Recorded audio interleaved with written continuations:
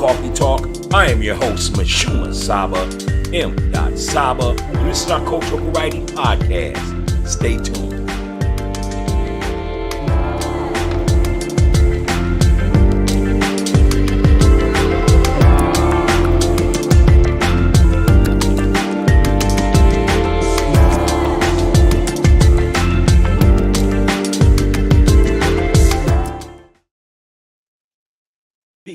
Peace, and welcome to Coffee Talk Podcast, the Cultural Variety Podcast Show.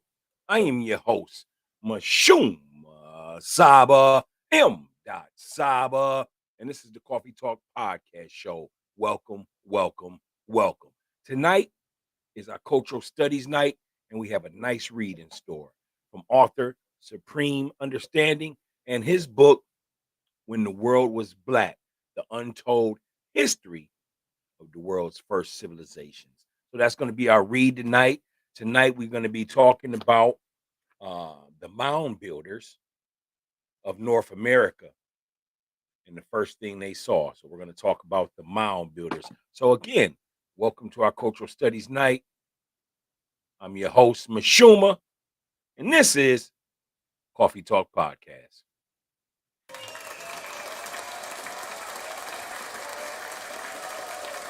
Welcome. How y'all been doing tonight? I haven't talked to y'all since last week as far as when we talk about our Cultural Studies Night. Cultural Studies Night is when we give props to our doctors, our lawyers, our authors, our scholars, our poets, our ancestors, and our people. And we definitely encourage reading. You know what I'm saying? We definitely encourage reading here at Coffee Talk Podcast because 77% of our children, our people, only have a third grade reading level. So we definitely want to encourage kids to read more. Not just kids, elders as well. Not just elders, but everyone. We want to just encourage you to read well. Reading helps with the prevention of dementia coming on. You know what I mean? It also helps strengthen your vocabulary. Uh, it's relaxing, and it's just something that we really encourage here at Coffee Talk Podcast. All right, so if this is your first time tuning into the show, we never start our show without giving you today's flavor as well as the wise words. So today is November 27th, 2023, and today's flavor is a nice chilled blueberry smoothie packed with antioxidants and very nice while watching a movie under a warm blanket. So again, tonight smoothie is a nice blueberry smoothie, or I should say today's flavor is a nice blueberry smoothie. You see the smoothie up there. Don't that look wonderful, y'all? So, but if you ain't down with smoothies, then go ahead and leave a comment as to what your flavor is tonight, whether you sipping on wine, water, beer, a latte, coffee, whatever you do. Go ahead and let me know what you on tonight. This is Coffee Talk Podcast. All right. Next up is our wise word. Our wise word, and this is this person's third time where we recite one of his quotes. I don't think we've done that with any other ancestor of ours where we have quoted so many wise words of his, wise quotes. But I want to pay homage to this brother for a third time. Also because he attended college in my hometown. So I want to give it up to him. This gentleman was born on April 8th, 1938 in Kumasi, Ghana. He attended Macalester College. He was the 7th Secretary of General of the United Nations. He's a Ghanaian diplomat, and he's a co-recipient of the 2001 Nobel Peace Prize. This is no other than Dr. Kofi Annan, who was born again April 8th, 1938, and went to the Essence August 18th, 2018 in Switzerland. These are his wise words.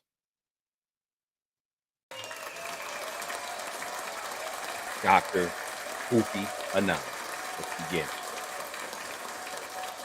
Dr. Kofi Annan said, knowledge is power, information is liberating, education is the premise of progress in every society, in every family. I'm going to say that again.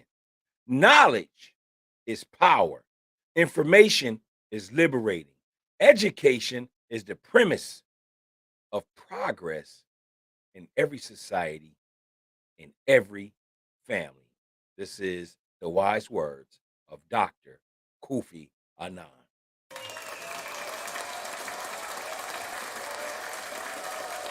All right, all right, all right. Welcome, welcome, welcome, welcome, welcome. All right, so again, this is our cultural studies night, and tonight we paying our homage and paying respect and honors to author Supreme Understanding, who has some great books out there that you should have in your library, your personal library, as well as you should be reading, and your teens and your children should be reading, so that they can learn their culture. I'm gonna show this book here. If y'all can see it, the title of it is "When the World Was Black: The Untold History of the World's First Civilizations." This is volume 2, that takes place talking about our ancient civilizations, and this happens to deal with North America. Let's go ahead and read, shall we? After nearly 800 years of war, Europeans finally defeated the Moors. This war, spanning from the years 711 to 1492, was known as the Reconquista, the Reconquest, which actually means reconquest, the Reconquista. Spain and Portugal were soon filled with young men desperate for another chance of finding fame through the conquest of black and brown people. As if by design, the same year the Moors were exiled, Columbus embarked on his fateful journey to the New World, where Europeans can do just that. It wasn't long before Spanish conquistadors from Reconquista had taken their campaign abroad, destroying the empires of the Andes, the Mesoamerica, and the Mississippi Valley. In 1527, a Spanish expedition led by Panfilo de Narvaez blazed a trail along the southern coast of what is now the United States. Well, they didn't exactly blaze a trail because millions of Native Americans already lived in the areas he passed, some with sprawling cities larger than anything found in Europe at the time. Not to mention that the Spaniards weren't leading the path, but being led by an African Moor they called Estravananco. This didn't fare well. This didn't fare too well, actually. They thought they'd be with other Spaniards, but found themselves far away from the nearest white people headquarters. So rather than figure out how to live off the land as the primitive Indians did, they went totally savage. First, they were unable to figure out what to eat and nearly starved. So they ate their horses. Then they hacked together some crude wooden rafts to sail the river, but went almost naked, trying to plug holes in their rafts from their clothes. They couldn't sail these primitive rafts, so they ended up raftless too. Before long, they were naked, dirty, sick, and destitute. It's like a case study in the inability of modern Europeans to do any of the stuff primitive savages do with ease. To make a long story short, they started dying off. Those who survived were in such sad shape that they eventually found themselves enslaved by the Indians. And not just for a few days, but for a few years. They were passed around between various Indian nations, from the Hands to the Copaquas to the Karankawa to the Chotacans. Just despicable. The Indians finally let their sorry behinds go. There were now only four survivors, one of them being Kabaza Devaka, who wrote an extensive amount of his experiences. After being passed around from nation to nation, Devaka had witnessed their culture at a level deeper than most Europeans. And he developed a deep sense of respect and fondness for the indigenous people of the Americas. He sailed back to Europe in 1537. Unfortunately, his visit would have disastrous consequences for those he left behind. In 1539, Hernando de Soto set out to explore the lower Mississippi Valley, seeking gold and power. He just finished plundering the Incas in Peru and had heard the reports of the gold and glory witnessed further north. De Vaca told him what he knew, but refused to return to join him. De Soto wanted to conquer, and De Vaca wasn't with it. De Soto took a path that would later become some of the Southeastern's most important highways. Along the way, he encountered dozens of distinct Indian nations and reported on the existence of large Indian cities. Like De Vaca, he reportedly, like De Vaca, he probably wouldn't have made it through if it weren't for the Africans in his expedition, who often acted as ambassadors to the Indians. In fact, one report says a queen of the Yuchi people actually ran away with one of his slaves. The De Soto expedition also hit rock bottom, wandering the American Southeast for 4 years, struggling against hostile reception until eventually arriving in Mexico at a fraction of its original size. Yet somehow De Soto still came, saw, and conquered. How? The Indians numbered in the millions, but they fared much worse than the members of the De Soto expedition, as the diseases introduced by the Spaniards devastated the populations and produced incredible social disruption. Some of these people had already begun dying off from the effects of their last Spanish visitors. By the time Europeans returned 100 years later, nearly all of the Mississippian groups had vanished, and vast stretches of their former territory were eventually inhabited until recently. American historians thought the Spaniard stories of densely populated, bustling Native American cities were all myth and exaggeration. We now know that they weren't.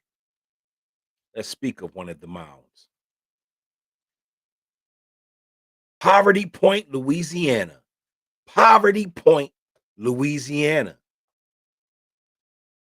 In West Parish, Louisiana, there's a site called Poverty Point.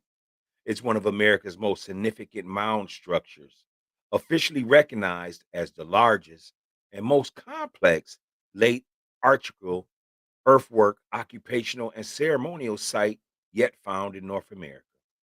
Its focal point is a set of concentric rings made from the earth, radiating from the center of the riverbank, spanning over 900 acres of land. The site dates back to around 1700 BC and was once a thriving center of civilization. Thousands lived here or nearby during its heyday. What were the mounds for? Archaeologists have found evidence suggesting that Poverty Point could have been an astronomical circle with wooden posts aligned with the solstice. Indian astronomers would have used these structures to plan their community's seasonal activities. As the tradition evolved and became increasingly widespread, it moved north from the American Southeast, where we find all the oldest mound sites. Many of these mounds were built to bury the dead, while others were platforms for astronomical observations. Some mounds, known as effigy mounds, were made in the shapes or outlines of culturally significant animals. The most famous of these is Serpent Mound in southern Ohio, a giant 1,300-foot long serpent built around the same time as the famous earthworks of the Chahaka, Illinois. Like Poverty Point, almost 3,000 years prior, there were wooden posts forming astronomical circles at the northern mound site of the Chahaka in western Illinois near East St. Louis. Built around 950 AD, the Chahaka once had 120 man made earthen mounds in a wide range of sizes, shapes, and functions. More than 300 years before Columbus came, Oaxaca's population was larger than any European city of the time, and its population would not be surpassed by any U.S. city until the 1800s. Professor Susan McClinton and John Klinklow have asked, in the 12th century, this place was as large as London. It was the largest city in America until Philadelphia outgrew it in the 1800s. And it was thriving 800 years ago in the heartland of our country. At its center was Monk's Mound, towering as high as a 10-story building. So how come we've never heard about this? I got a guess as to why. It rhymes with like beeple. How about Woodhenge? There's a site at the Chahoka called Woodhenge, where a circle of wooden posts was used to make astronomical observations, similar to what was found at Poverty Point in Louisiana. Some of the mounds there's a large field spanning over 50 acres. This area was once rough, hilly terrain, but it had been expertly leveled and filled by the people of the Chahoka so they could use it as a public plaza. Can you imagine what it takes to turn 50 acres into flat, level land? And lastly, before we go, we talk about Monk's Mound. Monk's Mound is one of the most famous of the Chahaka's mounds, and the mound is known as Monk's Mound. It's the largest known mound in the Americas, and at over 1,000 feet wide, is larger at its base than the Great Pyramid of Giza in Egypt. Not only did Monk's Mound have a built-in drainage system created through a special mix of soils and clays inside the mound, what's especially deep is that when they drilled 400 feet beneath the base of the mound, they found a layer of stone that shouldn't have been there. The drill passed through 32 feet of stone before the bit broke off, and the mystery of this limestone foundation remains unsolved. Further excavation of Monk's Mound found that it had been rebuilt several times and was formerly built at a much steeper angle, about 40 degrees, and covered with a densely packed layer of white clay that archaeologists think would have presented a viewer with a dramatic image of a nearly white mound. Reminds me of the white limestone casing on the Egyptian pyramids. What do you think about mounds throughout our country? And why are they not talked about as much today? I want you to go ahead and leave a comment. Let us know what your thoughts are on the mounds. Let us know what your thoughts are on the short story and the discovery of these mounds. I would love to hear from you. And I also would like to say thank you, thank you, thank you for continually supporting our show, Coffee Talk Podcast, the cultural variety podcast show. Go ahead and leave a comment on tonight's story. And also let me know how you feel. If you feel excellent, leave a 5. If you feel great, leave a 4. If you feel okay, leave a 3. If you feel so and so, leave a 2. If you're not feeling so well, leave a 1. And perhaps we'll be able to reach out to you, lend you a shoulder or even an ear. This is Coffee Talk Podcast.